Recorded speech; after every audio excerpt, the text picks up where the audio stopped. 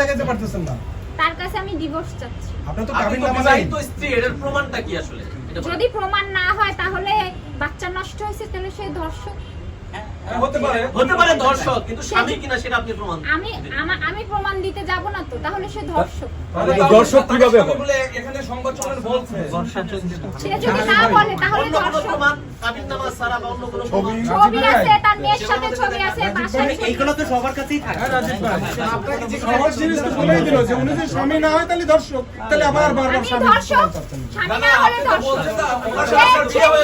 আপনি নিউরোসায়েন্স হসপিটালে যান, সবাইকে বলছে আমি ওয়াইফ। সেখানে কি আপনি আইনের ব্যবস্থা করেছেন? হ্যাঁ, 1 টাকা আপনাদের দেন মোহর, তাহলে কাবিননামা নেই কেন? ওনার কাছে আছে। বাবা সে একটা চিটার না থাকতে পারে। আকাশ তুই কথা বলিস না, ক্যামেরাগুলোতে আসে, তুই বল হইলে বেটা। শামীম স্বীকার করে ডিভোর্স দিতে হবে।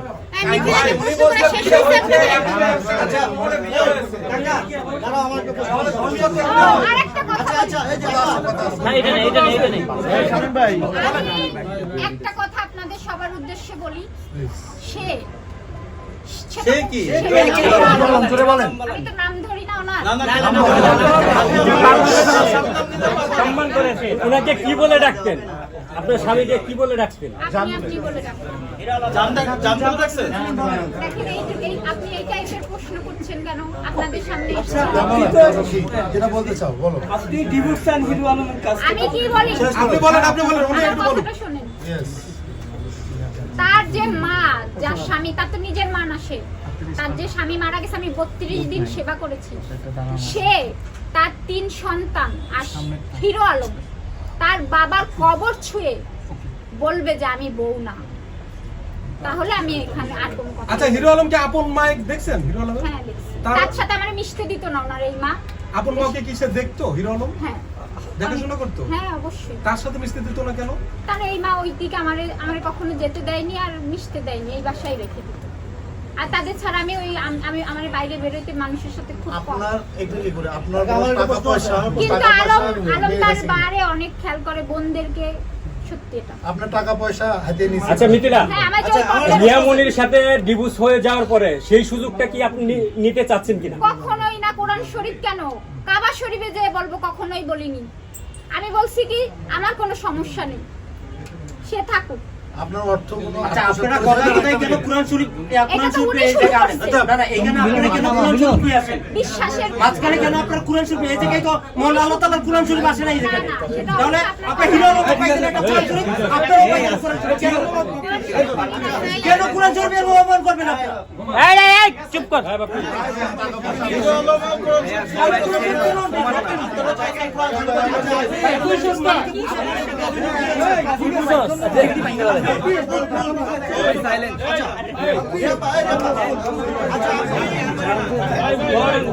আপনি একটু অভিযোগ দিয়েছেন যদি হিরো আলম আপনার স্বামী না হয় তাহলে সে ধর্ষণকারী।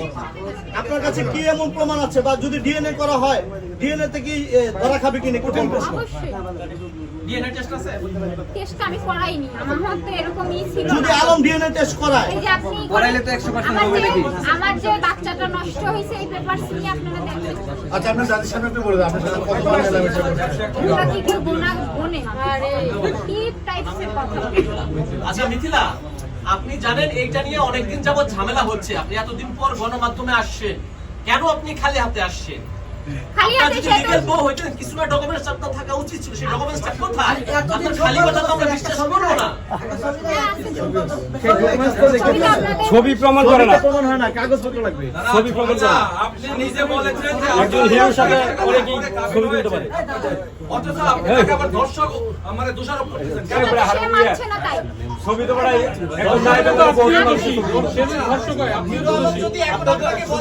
আমরা দেখতেছি যে আপনারা বলছেন যে স্বেচ্ছায় বিয়ে হইছে, স্বেচ্ছায় তাহলে আপনারা একসাথে সংসার করছেন, তাহলে আবার স্বেচ্ছায় কি ধর্ষণ হয়?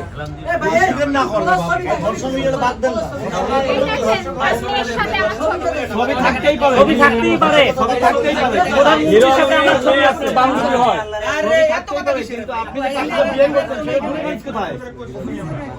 এই রিয়াপা ওই যে রিয়া মনির কাছে, রিয়া মনির কাছে।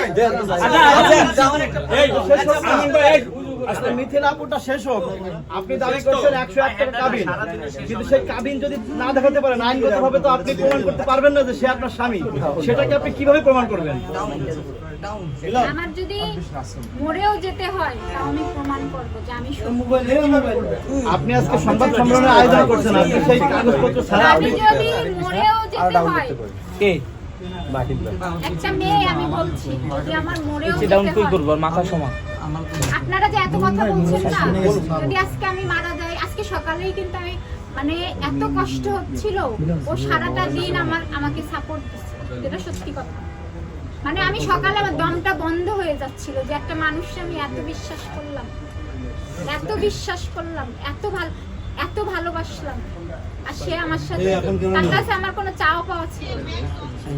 আচ্ছা আপু, আপনার এই বর্তমান যুগে 101 টাকা কাবিন এটা আপনার কেন করেছেন? সে করছে, আমি কিছুই বলি না। আপনি একজন মাছ ব্যবসায়ী, আপনি একজন মাছ ব্যবসায়ী, আপনি অনেক টাকা পয়সা, আপনি 101 টাকায় কোন হিসাবে কাবিন করেছেন এবং কখন করেছেন? দাবিই নাই, আমি তো তার কাছে আমার তো কোনো চাওয়া পাওয়া নেই।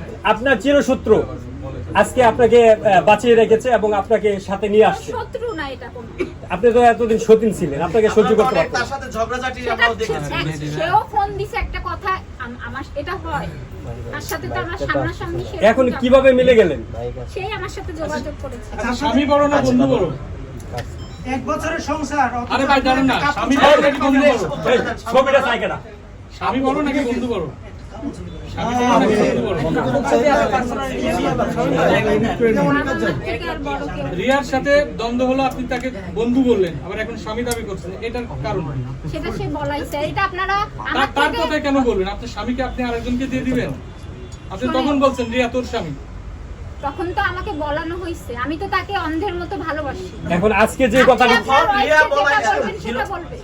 আপনি যদি এখন আপনার ওয়াইফকে বলেন আপনার ভালোর জন্য যে দেখো আমার মান সম্মান চলে যাবে, সেও বলবে। এই মিথিলা, আচ্ছা, এই মিথিলা, ভাই, মিথিলা বললেন যে হিরো আলম আমাকে জোর করে বলাইছে, ফাইন।